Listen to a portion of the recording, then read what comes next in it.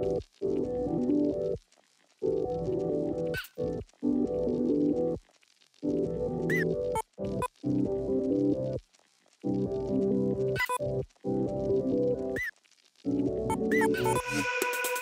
bonjour à tous, c'est Jean-Baptiste des Indécents et je suis avec Olivier. Salut auteur Jean-Baptiste. de l'Empire des Cerisiers.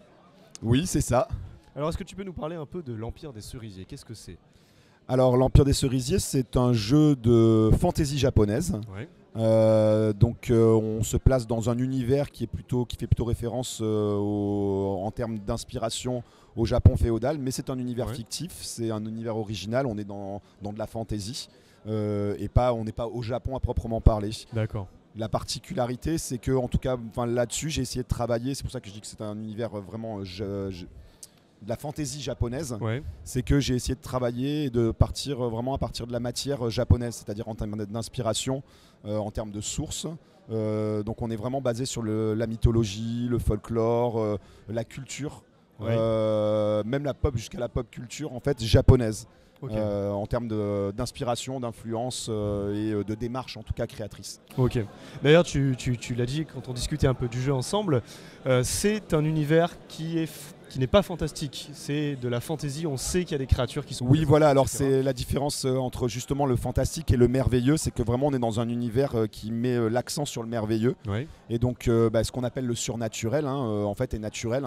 Donc les yokai existent, on le sait, les divinités dont on parle, elles existent, elles ont un effet, certaines peuvent même se balader au milieu des mortels. Et donc on est vraiment dans un univers de fantasy qui met l'accent à la fois sur le merveilleux et sur la poésie et sur l'héroïsme. On joue vraiment des personnages héroïques. Ok. En parlant de ça d'ailleurs, au niveau du système de jeu, tu m'as dit qu'il y avait pas mal d'adaptabilité qui permettait de personnaliser son héros, de le personnaliser en profondeur. Oui, alors en fait, je disais, il y a un système de base qui est 2d6 plus en fait ça fonctionne par champ, éventuellement des spécialisations. Alors les champs c'est simple, c'est Bushi, Yojimbo, chasseur, cuisinier, boucher, enfin voilà. Et on va pas s'embêter à savoir exactement quelles compétences tu as quand tu veux faire un jet. Si tu n'as pas la compétence, tu peux pas le faire. On joue des héros à proprement parler. Donc ton champ de boucher ou de cuisinier va pouvoir te permettre de faire tout ce que globalement c'est faire un boucher au niveau auquel en tout cas tu as le champ. Et après à côté il y a un ensemble, en fait tu vas créer tes propres avantages. Il n'y a pas d'avantages prédéfinis dans lesquels tu vas piocher. Alors il y a des exemples dans le livre, les PNJ, il y a des pré-tirés qui montrent ce qu'on peut faire en fait en termes d'avantages et tout.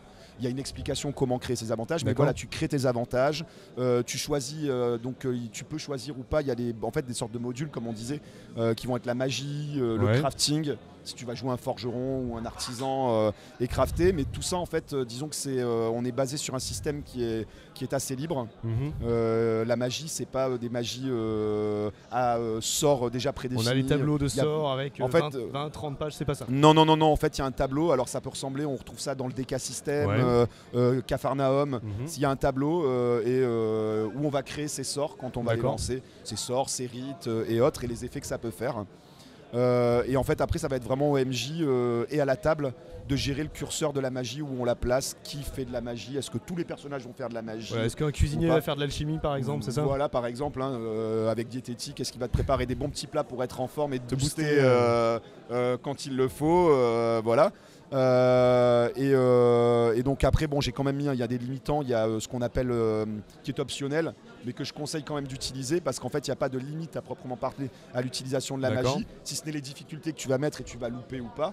En fait il y a l'équivalent du courroux des dieux, donc si on abuse plus trop, les sorts sont puissants, plus si tu loupes, voire même si tu réussis, il va y avoir des grosses conséquences à l'utilisation de la magie. Donc il y a ça, donc c'est sur des modules où tu vas vraiment gérer chaque MJ. En fait va dire voilà où je vais placer mon curseur. Si en fait finalement j'ai envie de l'évacuer, je l'évacue. Et après il y a un concept là par contre qui est intrinsèque aussi au système, c'est le système de voix. Donc en fait les voix c'est des grands courants philosophiques de pensée moraux en fait qui sous-tendent la société. Ça va être la voie des kami, donc pour ceux qui sont plutôt adeptes de suivre les préceptes shinto, le respect des esprits, de la nature, la pureté. Il y a la voie de l'arc et du cheval, qui est l'ancêtre entre guillemets du Bushido, qui est une voie qui est suivie par les guerriers, etc. Et donc la loyauté, le devoir, la droiture. Il y a aussi la voie du ninjo. Pour ceux qui connaissent le ninjo, c'est des aspirations sentimentales qui sont en opposition justement dans les cultures japonaises avec tout ce qui est les normes sociales et les devoirs sociaux. Et donc ils ont envie de jouer quelqu'un qui est plutôt un peu sanguin, qui a envie de... ou qui a été pris de liberté et qui veut se sortir de tous les codes. Une sorte d'anarchiste à la japonaise. Voilà, c'est ça, on peut.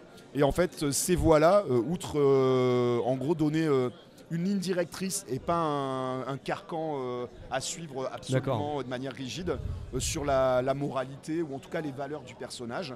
Donc c'est vraiment, pour le coup, ça va être réellement le jeu de rôle.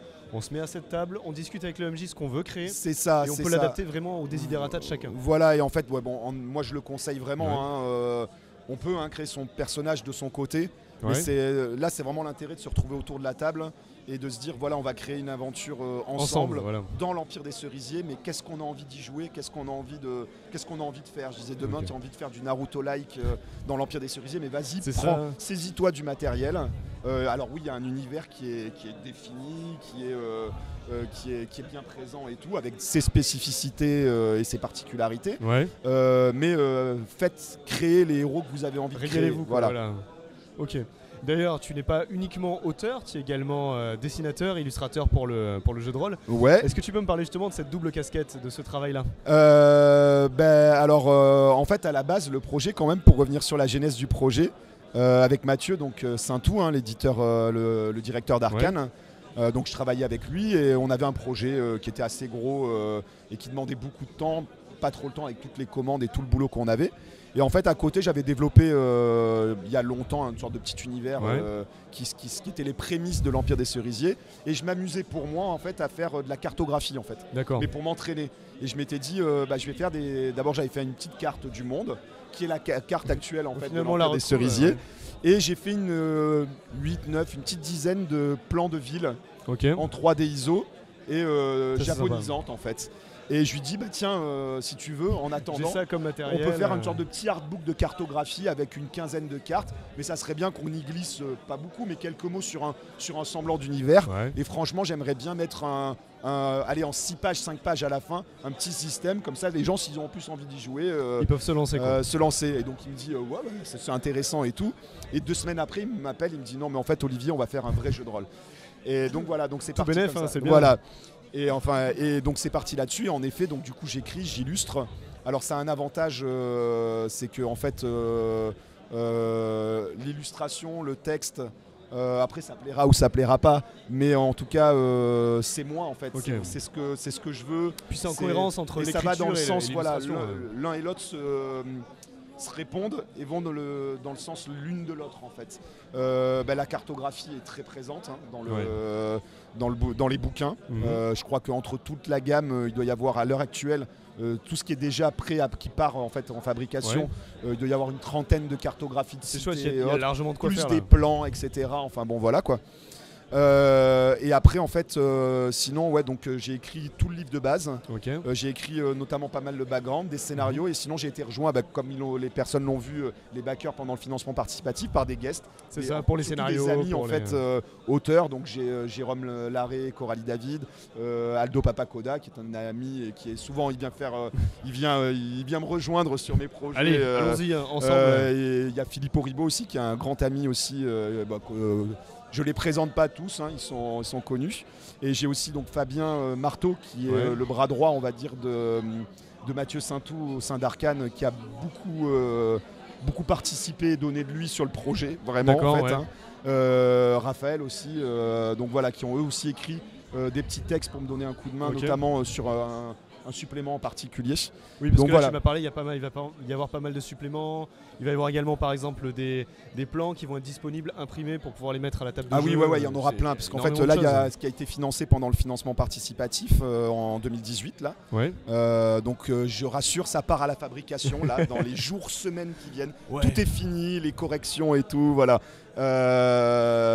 En fait, il y a beaucoup de matos en fait. Hein. Donc, il y a un recueil de scénarios où il y a 6 scénarios dedans en fait.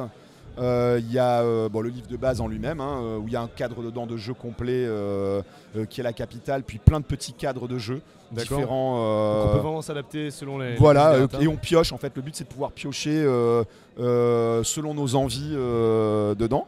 Il y a un recueil de lieux et plans, donc il y a une douzaine de le ryokan, l'auberge typique, la brasserie de saké, le sanctuaire, Shinto. Donc ça peut être quelque chose par exemple que l'on va piocher au détour d'une partie. Vous arrivez dans un sanctuaire. Voilà, j'ai le plan. Et bon. L'avantage qu'il y a, donc là moi en fait j'ai fait tous les plans, j'ai posé globalement ce que je voulais faire. Et en fait j'ai encadré entre guillemets et j'ai laissé la main justement à Fabien et Raphaël qui ont écrit les textes. En fait à chaque fois c'est 2 pages qui vont en fait décrire le petit lieu, donner des idées de scénar, des petits synopsis, voir un petit PNJ et autres, et comment éventuellement l'utiliser pour autre chose. Et en fait le but c'est vous êtes en déplacement, alors soit on peut faire un scénar autour du lieu, soit l'utiliser comme ça, vous arrivez dans une auberge, l'auberge relais, vous êtes là et il y aura la carte, sortir le plan, le mettre sur la table, voilà. Donc il y a 2 écrans, il y aura l'écran, il y aura aussi les cartes qui sont dans le livre de base qui seront en poster ou en A3 plus grand pour que ça soit mieux à utiliser, pouvoir mettre aussi sur la table. Donc il y a pas mal de matos, plus des goodies, il y a un grand rouleau, une fresque qui raconte alors le rouleau, l'original il fait 3 mètres. Et imprimé, il fera 2 mètres quand même. C'est déjà pas mal ça. Voilà, et c'est en fait, ça reprend la mythologie, en fait, la genèse du monde, mais illustré sous une fresque et un rouleau. Voilà. Donc tout est mis pour l'immersion du joueur et l'immersion du maître de jeu. Ouais, en fait, globalement, l'Empire des Cerisiers, c'est mon rapport en fait. C'est très personnel en fait. C'est un jeu qui est vraiment très personnel. C'est un bout de moi. Et c'est aussi moi en tant que MJ, moi en tant que joueur aussi. Ce que tu aimerais vivre. Oui, et comme je l'ai écrit comme j'aimerais le trouver. Alors je dis pas que c'est la meilleure, mais en tout cas c'est comme moi je suis. C'est les règles, c'est pareil. Moi j'aime bien customiser parce que j'ai pas le truc devant mes yeux. Oui, et dire alors il y a un jet de machin. Voilà, et je voulais que chacun puisse s'approprier ses règles et même les crunchs, les customises si nécessaire, voilà quoi. Ok, on a des dragons là de oui, voilà. Côté, qui commencent à gueuler. Merci beaucoup pour toutes ces informations. Merci à toi carrément. J'ai une dernière question. Oui. Sur le choix du format. Alors je me permets de montrer un peu ça. Alors explique-moi le choix du format. Parce que c'est pas courant quand même. Pour non, carrément pas. Alors nous on était partis à la base sur un A4 tradi format portrait. Hein. Et en fait c'est Mathieu, c'est l'éditeur. Donc on était vraiment dans les tripes où on va faire, ça va être joli et tout. Et il me dit attends, j'ai pensé à un truc. Pourquoi on la fait pas comme certains formats japonais, justement à l'italienne. C'est le format à l'italienne comme on dit quoi. Voilà. En plus on avait les collectors potentiels qui devaient arriver avec éventuellement en bois laqué, donc qui vont être en bois laqué. Et on pensait faire une reliure. Il me dit mais attends, imagine le collector reliure à la main, tout ça, des trucs, relié à la japonaise, et le format à l'italienne c'est ça va rendre sympa. Je dis ah ouais tout. Je dis mais quand même t'as regardé un peu avec tes distributeurs tout ça, parce que les boutiques elles vont gueuler les boutiques italiennes et tout. Puis il dit non mais justement en fait ça va se démarquer. Parce que si on sait pas vraiment, si on n'arrive pas à le ranger, on va le mettre en avant par exemple, etc. Ouais voilà, mais bon au-delà de l'aspect en fait c'est pas pour ça. En fait en gros on s'est dit tant pis, ils vont devoir faire avec. En gros c'est ça. Ça nous plaît. En fait c'est-à-dire jusqu'au format on s'est fait notre kiff. C'est vraiment ça. On s'est vraiment fait plaisir. Moi j'ai là à l'heure actuelle, et ça je remercie vraiment toute l'équipe qui a été derrière, parce qu'il y a vraiment toute une équipe derrière, Mathieu, Fabien, tout ça, parce qu'en fait le jeu qui sort c'est le jeu comme je l'ai voulu. On a travaillé ensemble vraiment, mais on m'a laissé faire et m'exprimer totalement. J'ai pas le souvenir où on me dit non mais là Olivier, non en fait ça on va changer, ça on va pas faire. Ils m'ont fait confiance, j'espère que leur rendre l'appareil et vraiment j'ai le jeu que je veux en fait.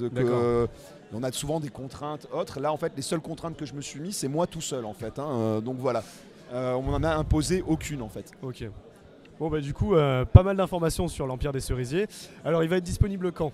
Alors, il est prévu pour juin. Donc, en fait, là, dans les jours, semaines, parce qu'en fait, on va valider. Il y a des devis à valider, Oui. enfin, des trucs très, très pragmatiques. Ça part à la fabrication.